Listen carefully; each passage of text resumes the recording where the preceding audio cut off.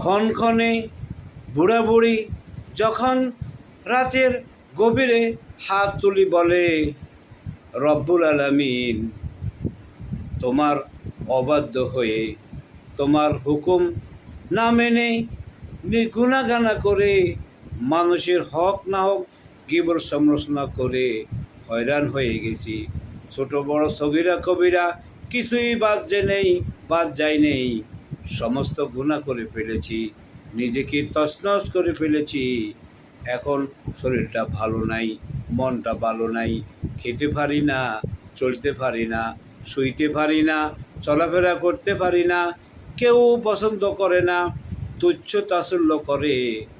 শুনেছি, দেখেছি যে মায়ের শিশু যখন পায়খানা প্রস্রাব করে সারাটা গা বড়ায় ফেলে, কেউ দেখে না, নাক বন্ধ করে চলে যায়।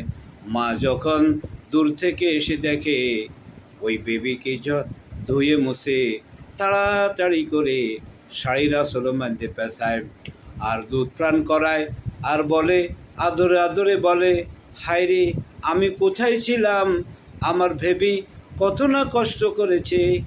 আর রব্বুল আলামিন, তোমার শুনেছি তোমার ভালোবাসা 100 ভাগের 1 ভাগ তুমি সমস্ত প্রাণীকে বন্টন করে দিয়েছ, সৃষ্টির শুরু থেকে পর্যন্ত, এখান থেকে কিয়ামত পর্যন্ত। মা যতটুকু বন্টনে পেয়েছি সে বর্ণনা করার ক্ষমতা আমার নাই।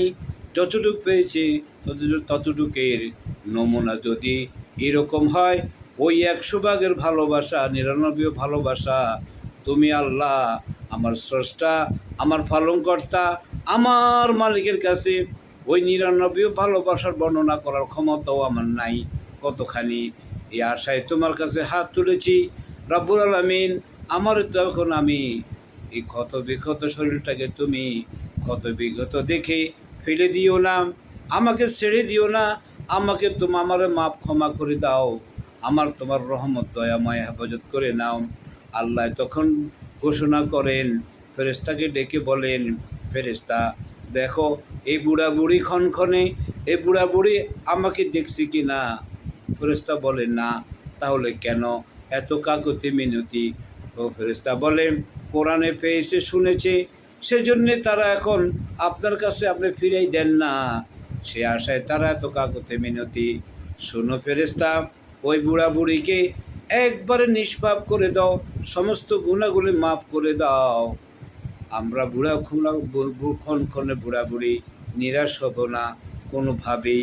আমরা যে যেখানে আছি আমরা আল্লাহকে স্মরণ করব, যতটুক বেঁচে আছি ততটুক আমরা আল্লাহর হুকুম মধ্যে শামিল করে দিব।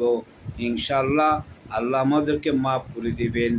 আমিন ইয়া রহমান রহিমিন।